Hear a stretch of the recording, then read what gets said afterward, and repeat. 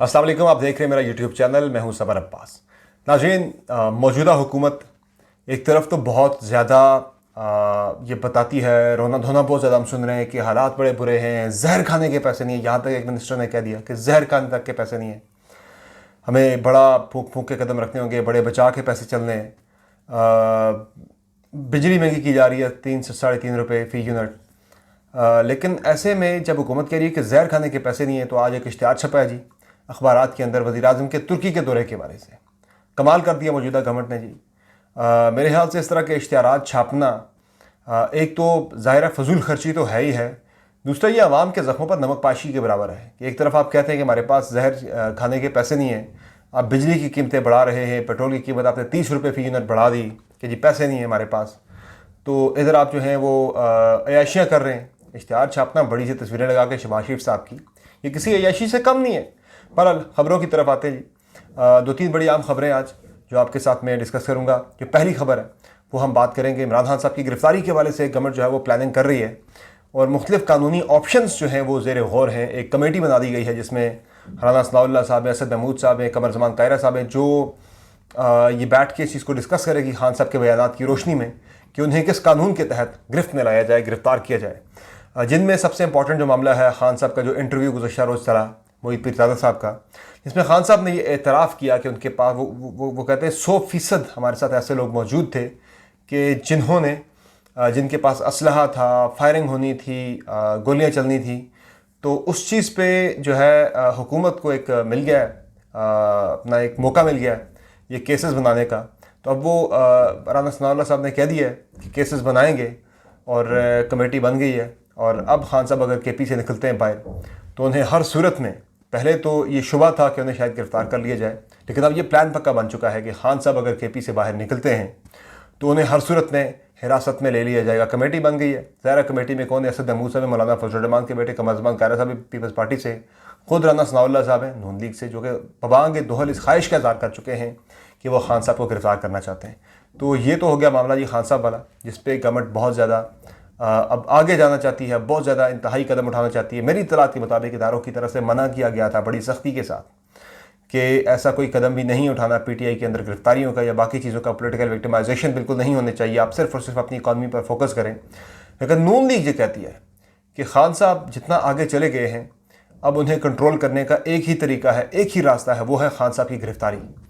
क्योंकि सारे मामले में आपने देख लिया कि खान साहब निकले पेशावर से, इस्लामाबाद पहुंचे, बंदे उस तरह से नहीं आ पाए जो एक्सपेक्टेशन थी। पंजाब जो है वो खान साहब के साथ नहीं निकल सका, इसलिए नहीं निकल सका गलत स्ट्रेटजी की वजह से, गलत प्लानिंग की वजह से।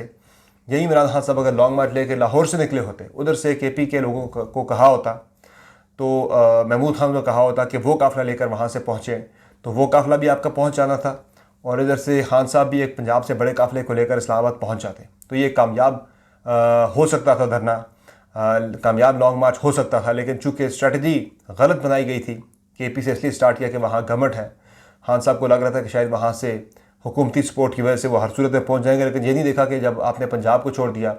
और एक और चीज़ भी बड़ी इंपॉर्टेंट है नाज़रीन, जहाँ पे कि जो PTI के बड़े रहनुमा हैं, शाह महमूद कुरैशी वाइस चेयरमैन है, पंजाब से उन्हें लीड करना चाहिए था, पंजाब से शफकत महमूद साहब को लीड करना चाहिए था काफ़िलों को इस्लामाबाद के लिए। लेकिन वो जो शाह महमूद कुरैशी साहब, वो तो खान साहब के कंटेनर भी उनके साथ चढ़े हुए थे। तो आपको तो पंजाब से आना चाहिए था। अगर खान साहब नहीं गए पंजाब तो बाकियों को तो जाना चाहिए था वहाँ पे, लेकिन नहीं गए। बहरहाल बहुत सी वजूहात थी लॉन्ग मार्च की नाकामी की। अब उसी चीज़ों को जो है गवर्नमेंट देखते हुए हुकूमत का कॉन्फिडेंस काफ़ी ज़्यादा बढ़ गया है, क्योंकि सबसे बड़ा डर, सबसे बड़ा खौफ जो था वो इस हुकूमत पर लॉन्ग मार्च का था, लॉन्ग मार्च की काल का था। अब वो तो ऑब्वियसली वो तो टल गया ख़तरा।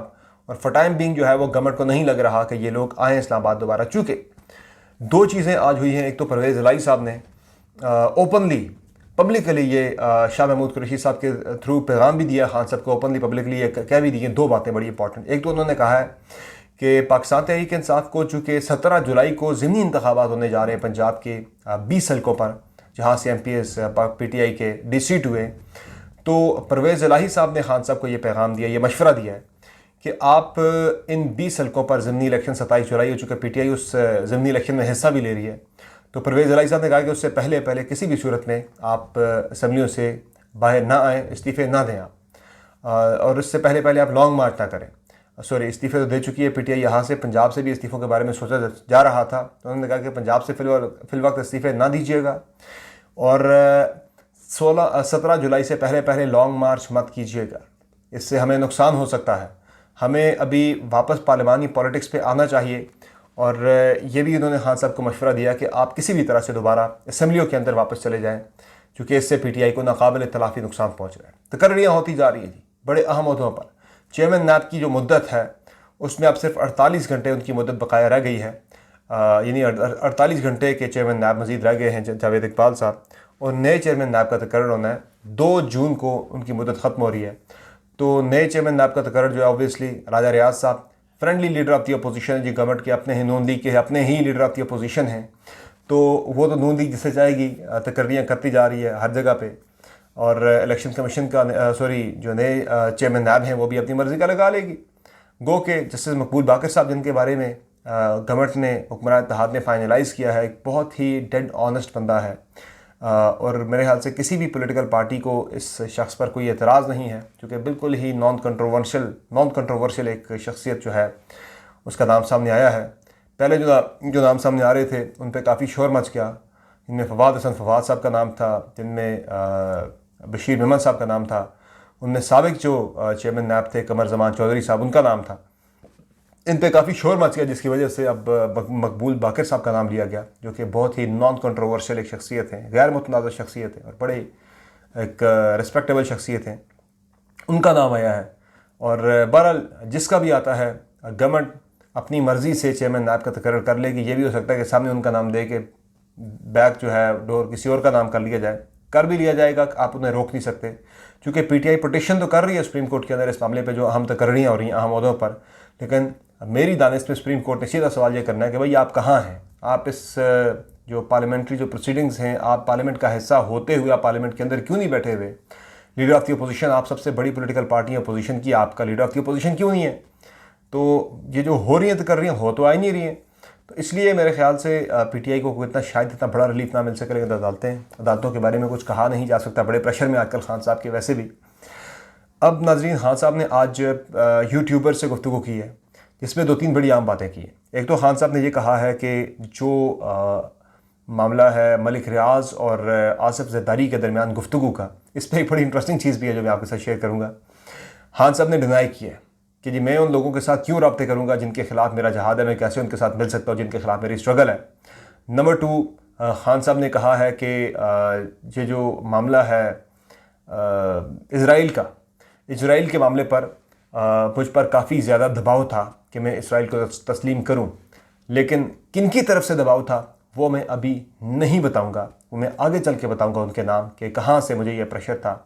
آبویسلی وہ کسی ادارے کی طرف خان صاحب اشارہ کر رہے ہوں گے، لیکن پھر ساتھ یہ پروف بھی کرنا پڑے گا خان صاحب کو. اچھا، اب یہ جو معاملہ میں آپ کو انٹرسٹنگ بات بتا رہا تھا، آصف زرداری اور ملک ریاض والی کال کی، پیپلز پارٹی والے بڑے سیانے ہیں، بڑے ہی سیانے لوگ ہیں جی. وہ بڑے طریقے سے کھیل رہے ہیں اس آڈیو لیک پر. آج پیپلز پارٹی کی طرف سے بیانات سامنے آئے. دیکھیں جی، ہمیں تو بڑی تشویش ہے اس بات پر کہ سابق صدر آصف علی زرداری صاحب کے فون ٹیپ ہو رہے ہیں. اب اس سے وہ یہ چیز امپلائی کرنا چاہ رہے ہیں کہ جو کال ہے وہ جینون ہے، رابطہ بالکل ہوا ہے، لیکن ہمیں پتہ ہی نہیں ہے اس معاملے کا کہ یہ کال جو ہے کہاں سے لیک ہوئی ہے. کی تو یہ ڈیلیبریٹلی کی گئی ہے، اب کس نے کی ہے؟ پیپلز پارٹی اس سے جان چھڑا رہی ہے کہ بھائی ہمیں تو نہیں پتہ اس کال کے بارے میں. ہاں، یہ تشویش کا اظہار کیا گیا بڑے ڈرامائی انداز میں کہ جی ہمیں بڑی تشویش ہے کہ سابق صدر کے فون ٹیپ ہو رہے ہیں. بہرحال جی، یہ تو بڑی ایک انٹرسٹنگ کہانی ہے. اور یہ جو استعفوں کا معاملہ ہے پاکستان تحریک انصاف کے ارکان کا، اس پر بھی اسپیکر نیشنل اسمبلی نے قانونی رائے جو ہے وہ مانگنے کے لیے قانونی ٹیم کو طلب کر لیا ہے. چونکہ پی ٹی آئی کی طرف سے یہ ڈیسیژن ہوا ہے، یہ ڈسکشن ہوئی ہے، یہ ڈیسیژن ہوا ہے کہ چونکہ ہم پہلے اناؤنس کر چکے ہیں استعفے، آج خان صاحب نے بتایا، آج یوٹیوبرز کو بتایا کہ ہم چونکہ یہ فیصلہ کر چکے ہیں پارلیمنٹ چھوڑنے کا، ہمارے ارکان نے تو کھڑے ہو کے ڈیسکوں پہ اعلان کیا تھا کہ ہم استعفے دے رہے ہیں. پبلکلی جن کی اناؤنسمنٹ ہوئی، باضابطہ جو منہ سے بول کے جنہوں نے اناؤنس کیا، وہ 3-4 نام ہی تھے: شاہ محمود قریشی، فواد چودھری، شیری مزاری، جنہیں گورنمنٹ ٹارگٹ بھی کر رہی ہے کہ پہلے مرحلے میں ان کے استعفے تو ہر صورت میں منظور کرنے ہیں، کسی اور کے کرے نہ کریں. لیکن باقیوں کے حوالے سے یہ ہے کہ ان کے استعفے منظور کرنے کے لیے جو پالیسی ہے اس میں راجہ پرویز اشرف صاحب نے، جو قانونی ماہرین ہیں، ان کو بلایا ہے مشاورت کے لیے، ان کی قانونی رائے لی جائے گی کہ کس طرح سے ان کے استعفے منظور کرنے، چونکہ یہ ایک قانونی اور آئینی اس میں ایک آ جاتا ہے، اس پہ قانون خاموش ہے کہ اگر کسی ممبر نے لکھ کے استعفیٰ دے دیا ہے اور وہ استعفے کی ویریفیکیشن کے لیے نہیں آ رہا اسپیکر کے پاس، تو اس کا استعفیٰ کیا قبول کیا جا سکتا ہے یا نہیں کیا جا سکتا، جب اس کا لیڈر یہ کہہ رہا ہے کہ بالکل یہ استعفے ہم نے دے دیے ہیں. چونکہ بلا کے اسپیکر نے 2 چیزوں کی ویریفیکیشن کرنی ہوتی ہے کہ کیا یہ سگنیچر آپ کا اپنے ہاتھ سے لکھ کے دیا ہے. لائٹ میری چلی گئی ہے، بہرحال میں یہ کنٹینیو کروں گا یو پی ایس کی لائٹ میں ہی. 2 باتیں جو کہ آپ سے مختصر کرنی ہیں تو اسی اندھیرے میں ہی آپ سے کنٹینیو کر لیتے ہیں. میرا چہرہ تو آپ کو نظر آ ہی رہا ہے. ایک چیز یہ جی اس میں کہ قانونی رائے یہ لی جا رہی ہے کہ آیا ان کے استعفے قبول کیے جا سکتے ہیں آئینی طور پر یا نہیں کیے جا سکتے، تو یہ رائے لی جائے گی سپریم کورٹ آف پاکستان سے، وکلاء سے، قانونی ماہرین سے. اور نمبر 2 اس میں جو جن لوگوں کے ایکسیپٹ کیے جا رہے ہیں ان میں یہ بتایا جا رہا ہے، خواجہ آصف صاحب نے یہ دعویٰ کیا ہے کہ 20 کے قریب، اور میری اطلاعات بھی یہی ہیں کہ 20 کے قریب پاکستان تحریک انصاف کے MNAs ایسے ہیں جو مستعفی ہونے پر تیار بالکل بھی نہیں ہیں. وہ ڈیفیکشن کر سکتے ہیں، وہ پھر سے خان صاحب کے فیصلے سے، استعفوں کے فیصلے سے، پارٹی پالیسی سے انحراف کر سکتے ہیں، باغی ہو سکتے ہیں. 20 کے قریب MNAs پاکستان تحریک انصاف کے، یہ خبر میں آپ کو دے رہا ہوں. بہرحال اگلے 2 روز جو ہیں وہ عدالتی اعتبار سے بھی، چونکہ فرد جرم کی ڈیٹ آ چکی ہے شہباز شریف صاحب کے خلاف، اور وہ لگنی ہے جی 25 جون کو لگنی ہے، اور رانا ثناء اللہ صاحب کے خلاف، وزیر داخلہ کے خلاف، اور 4 جون تک جو ہے شہباز شریف اور حمزہ شہباز کی فرد جرم کی جو ہے وہ تاریخ پڑی ہے. ان ایام کے اندر کافی ساری اہم چیزیں ہونی ہیں.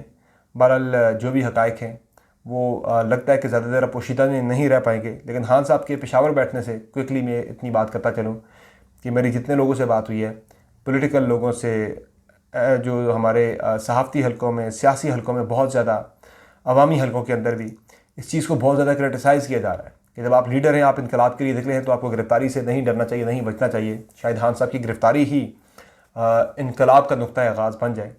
بہرحال خان صاحب کو اس پہ دیکھنا ہوگا. اجازت دیجیے، اللہ حافظ.